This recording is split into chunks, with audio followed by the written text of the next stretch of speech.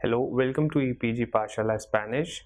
My name is Nabil Ansari and I teach Spanish in the Center of Spanish, Portuguese, Italian and Latin American Studies in Jawaharlal Nehru University, New Delhi.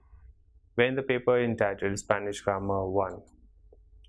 In this module entitled Por ti o para ti, you are going to learn about the preposition por and para, and also you are going to learn some idiomatic expressions used with por and para. Prepositions are used very closely with other words, and at times their combinations become so common that it's quite difficult to understand any common meaning of the same. It is quite true for the preposition por and para in Spanish. Thus, when we use por and when to use para is at times quite confusing because most of the times they mean the same thing, that is for. In Spanish, both por and para, as I said, most of the times mean for. It is one of the topics which confuse Spanish learning students.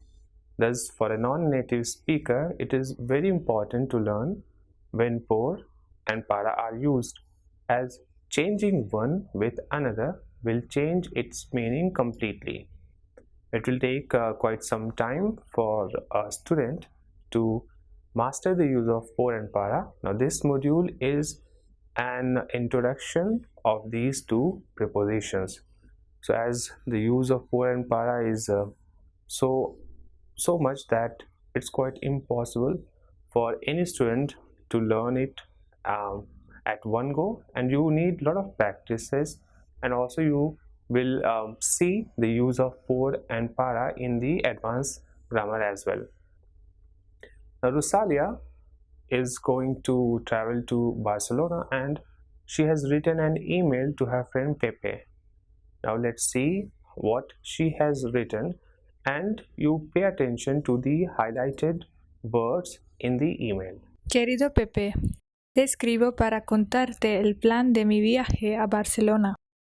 Salgo el 17 de julio y viajo en avión. Tengo una habitación reservada por 3 días en un hotel que se llama Fairmont Rey Juan Carlos. Por desgracia, no puedo estar allí por más tiempo. Es que no tengo mucho dinero. Cuando llego allí, llamo por teléfono a mi amiga Pilar. Por lo menos en estos 3 días voy a conocer la ciudad bien con ella. Por supuesto, voy a ver la Sagrada Familia, el Parque Güell, la Pedrera, el Camp Nou y la Torre Agbar. Por la tarde voy a estar en las Ramblas y en la Plaza de España. Para mí, hermano, voy a comprar una camiseta de Zara y para mi madre una bufanda. Compraré algunos regalos para ti también. ¿Te gusta el vino? ¿Por qué no vienes conmigo? Besos, Rosalia. Pepe replies to her email telling her about his plan, and he writes, Querida Rosalia, no puedo ir contigo a Barcelona. Voy a Buenos Aires con mis padres para pasar las vacaciones. El viaje es para la semana que viene. Vamos a estar en la capital de Argentina por 10 días. Todavía tenemos que comprar los billetes de ida y vuelta. Mañana por la mañana voy a una agencia de viajes que está cerca de mi casa para comprarlos. Hemos decidido ir a Buenos Aires para ver el planetario, el zoológico y la Tierra Santa. La ciudad también es famosa por su Museo Nacional de Bellas Artes. Sí, me gusta el vino, sobre todo de Rioja. Yo también voy a comprar algo para ti. No te lo digo ahora porque es una sorpresa. Un abrazo, Pepe. This was the email or reply of Pepe to Rosalia Now, if you want to see the translation of these two emails, you can refer back to the e-text translation in English. Now, the prepositions por and para are used by Rosalia and Pepe in their emails. In order to understand its use, let's start with the preposition por. So first we see the use of the preposition por with examples, and then we will see the use of preposition para with examples, and also we will see some idiomatic expressions used with these two prepositions. The por is used to indicate means of doing something. Means of doing something, by that we mean, let's see some examples. So as to make it clear, voy a enviar el mensaje por email or por correo electrónico, which means I'm going to send the message by email. Or te envío la carta por correo. So I'm sending you the letter by mail. Or envío el paquete por avión, which means I'm sending the packet by plane. So means of doing something, as you have seen in these examples, and here por means by. So by email, by mail, by plane, etc. Por is also used to indicate cause, result, or reason of something. For example, han cancelado el vuelo por el mal tiempo. Means they have cancelled the flight due to bad weather. So here the use of por is to indicate cause of something or result of something. So it means the por here means due to. So due to bad weather. Third use of por is to express apology or gratitude. For example, lo siento por la molestia, which means sorry for the inconvenience. Gracias por todo means thanks for everything. Or gracias por ayudarme means thanks for helping me. So to express apology, like lo siento por, and then you can add whatever you want to say, that is I'm sorry for and something. And gracias por, which means thanks for, then you can add other things as well with gracias por. So we have seen two examples, gracias por todo y gracias por ayudarme. Por is also used to indicate price of something. For example, compro este vestido por $30, which is I'm buying this dress for $30. Or te lo doy por 100 rupias, means I'll give it to you for 100 rupees. So here por is used to indicate price of something, whereby it means for. A por is also used to indicate time. Like in English we say in the morning, in the afternoon, or in the evening, or at night. Same thing we say in Spanish by using por.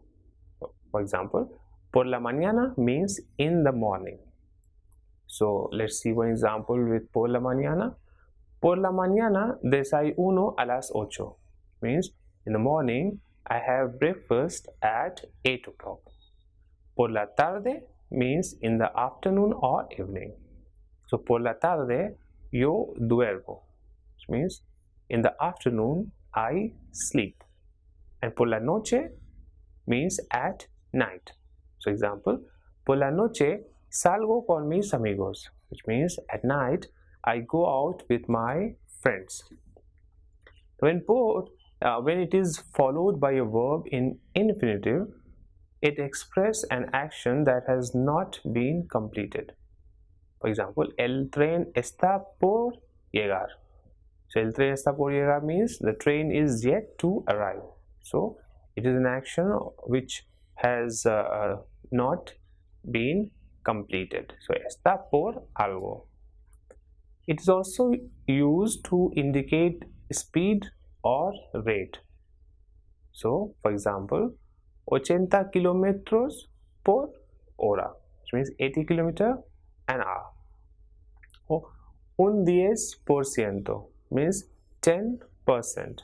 So here it means per, or in the first one that we saw 80 kilometer por hora is 80 kilometer, 80 kilometers por hora means 80 kilometer an hour. It is also used to indicate exchange.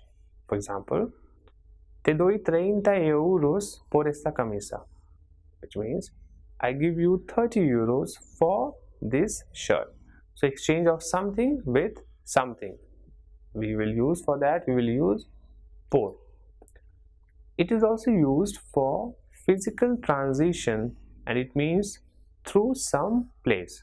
That is, if you are going through something, so we will use por, or you are going through some place, we use por. For example, el tren va por el túnel, which means the train goes through the tunnel.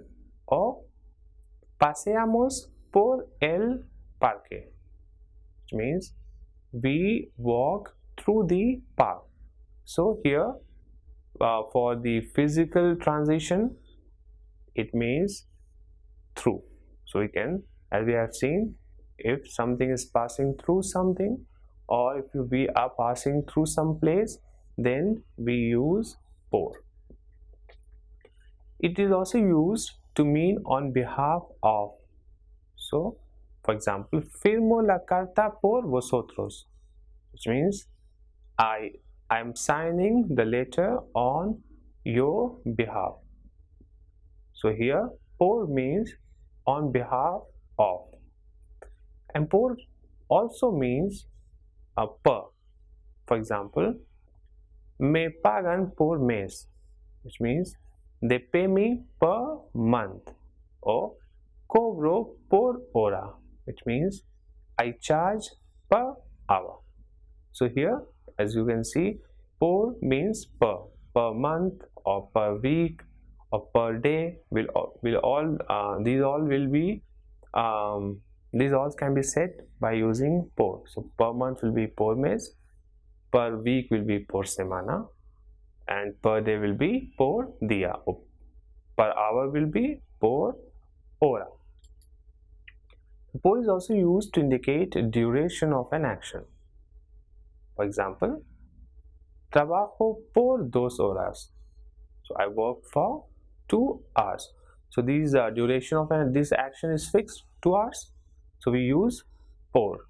Same way, duermo por 8 horas, which means I sleep for 8 hours. Again, the timing over here is fixed. So to indicate a duration of an action, we use por. So por 2 horas, or por 3 horas, or por 10 horas, all of these will be used with the por. Now por is also used with the verb estar, which means to be in the mood of, or to feel like having or doing something. So for example, estoy por tomar té, which means I'm in the mood for drinking tea, or I feel like having tea. So estar por algo means to be, to feel like. And por is also used in passive constructions. By that, let's see some examples. For example, este libro fue escrito por Pablo Neruda, which means this book was written by Pablo Neruda. So was written by, here for this by is we use por. Same way, esa película ha sido dirigida por Amir, which means this movie has been directed by Amir. So something written by someone, something directed by something, and something done by someone. In all these constructions, we will use por. So por, we have seen the various uses of por, and how this preposition por is used in various forms, and how its meaning changes when it's used in these forms. The por is also used in many idiomatic expressions, which you should learn because they are very frequently used. So you should learn all these idiomatic expressions. For example, por favor. Por favor means please. So the most basic one, the most basic expression with por is por favor. For example, por favor, me pasas la sal, which means please, can you pass the salt? Same way, por is used for saying for example. So for example is said as por ejemplo. So please is por favor, and for saying for example we say por ejemplo. Por lo menos means at least. So let's see one example. Hay por lo menos 10,000 personas. There are at least 10,000 people. Por lo general means generally. For example, por lo general ceno a las 9, which means generally I have dinner at 9. Por primera vez means for the first time. For example, por primera vez he comido churros con chocolate. Means for the first time I have eaten churros con chocolate. Por todas partes means everywhere. For example, lo he buscado por todas partes, which means I have looked for it everywhere. Por supuesto means of course. For example, if someone asks you, ¿vienes a la fiesta? Which means, are you coming to the party? You can reply, of course, that is por supuesto. So the expressions, some of the expressions that we have just seen with examples till now are por favor, por ejemplo, por lo menos, por lo general, por primera vez, por todas partes y por supuesto. Apart from that, there are some more. For example, por fin means finally. Por fin lo han detenido, means finally they have arrested him. Or por casualidad means by chance. So te vi por casualidad means I saw you by chance. Por completo means completely. For example, lo olvidé por completo means I forgot it completely. ¿Por qué means why. So, ¿por qué lloras? Why are you crying? Por ciento means percent. For example, 20% no van a aprobar. 20% are not going to pass. So percent, 20%, 30%, all of these numbers can be said with por ciento. So 20%, 30%, etc. Palabra por palabra, which means word by word. For example, has copiado palabra por palabra. You have copied word by word.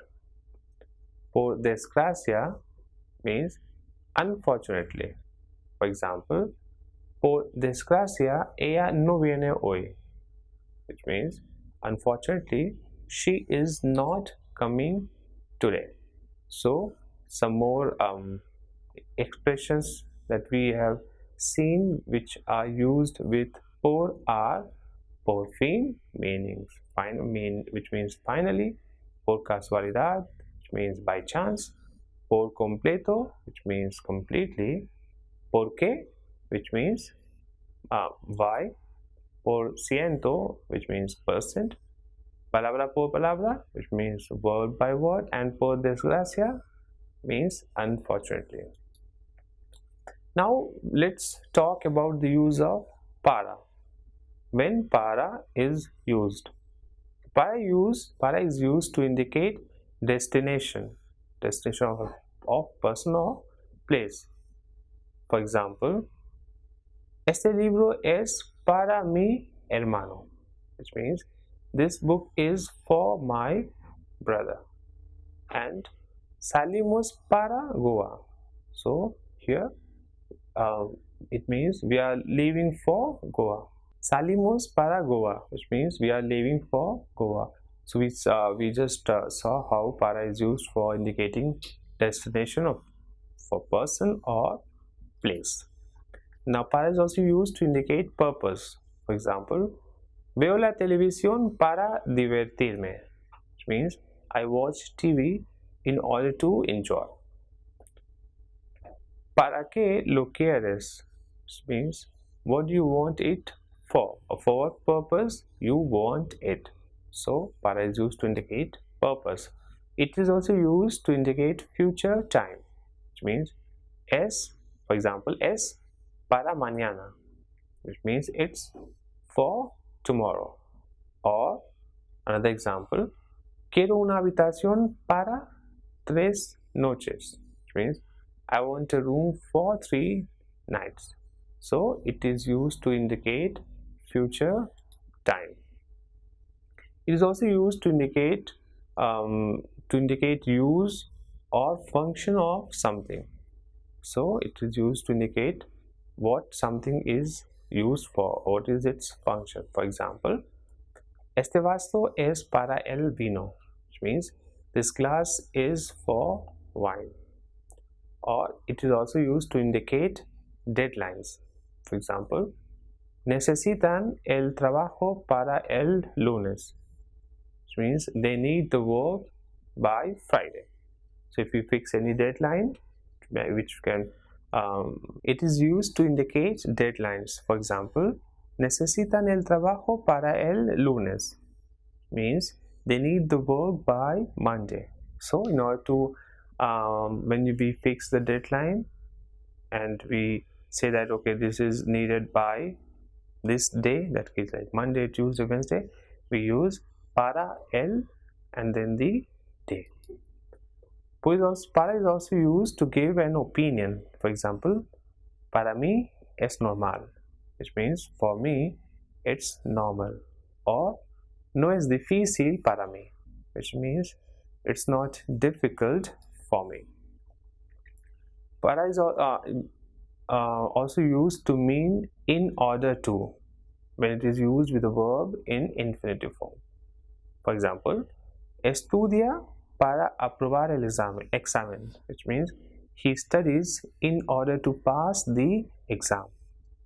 Or another example, trabaja para ganar dinero, which means he works in order to earn money.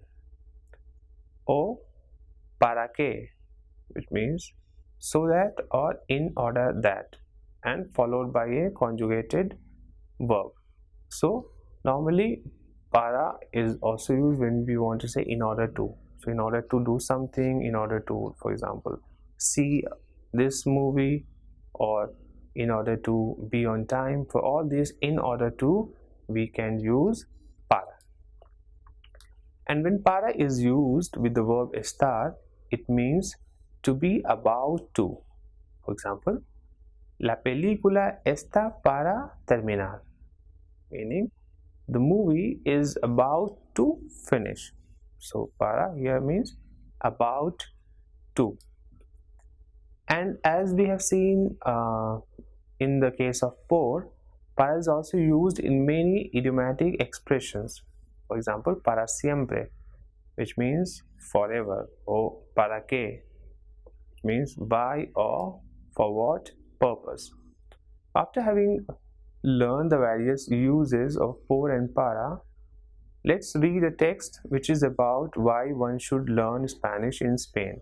Now, this text will serve two purposes. First one is the importance of learning Spain, and the second one is you should pay attention when and where these two prepositions por and para are used.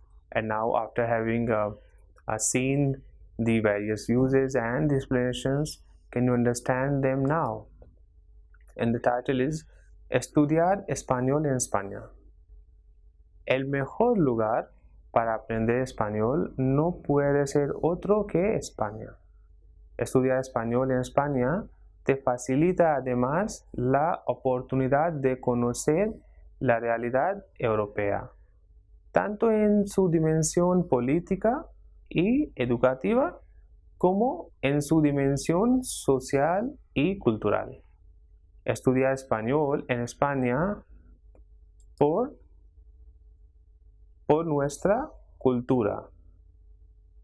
España es un país con una enorme variedad cultural, climática y natural.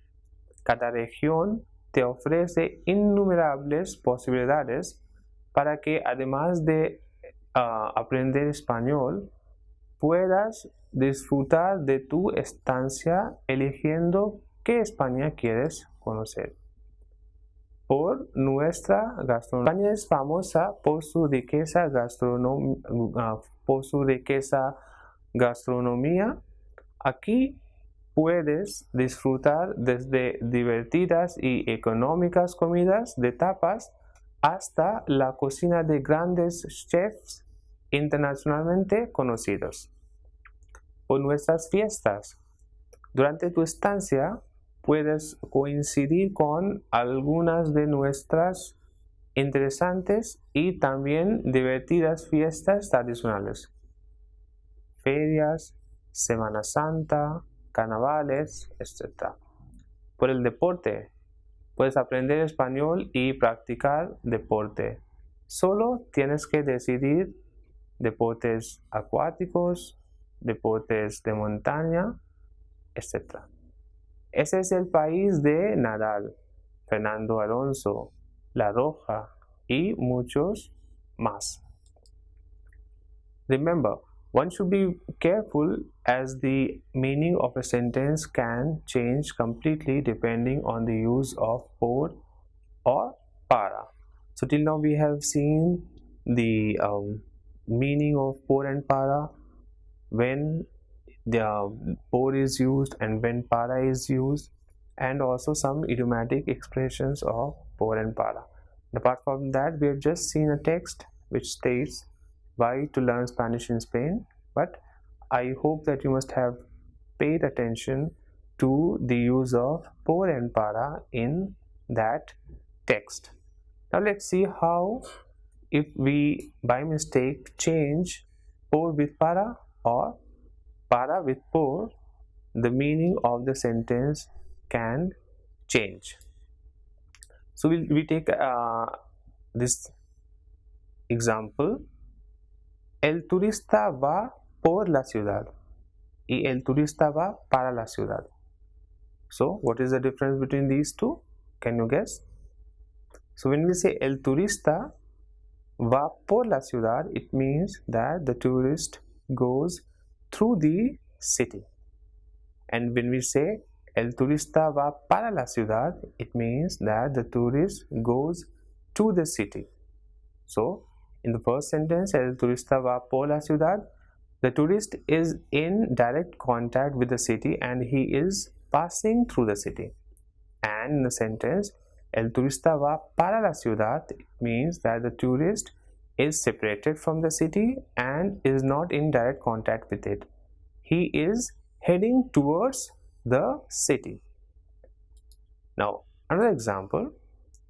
Abro la puerta por el calor and abro la puerta para el calor. So when I say abro la puerta por el calor, it means I'm opening the door because of heat. And when I say abro la puerta para el calor, it means I'm opening the door for getting heat. So in the first sentence, abro la puerta por el calor, heat is the cause of opening the door. That's, to escape from the heat, I am opening the door. But in the second sentence, that is abro la puerta para el calor, here heat is the purpose of opening the door. Thus, what we want to say is that I'm opening the door for getting more heat, or in order to get more heat. That's why I'm opening the door. So one is due to the heat, the first one, and the second one is for getting the heat. Third example, so that you understand it clearly. ¿Por qué estudias español? Then this question is ¿por qué estudias español? Which means why are you studying Spanish? And you reply porque me gusta este idioma. It means because I like this language. That's why I'm studying Spanish. But when it's asked ¿para qué estudias español? So here the meaning is for what purpose are you studying Spanish? So what is the purpose behind learning Spanish? And then you can reply para poder viajar a España or para poder trabajar, which means in order to be able to travel to Spain. Para poder trabajar means in order to be able to work.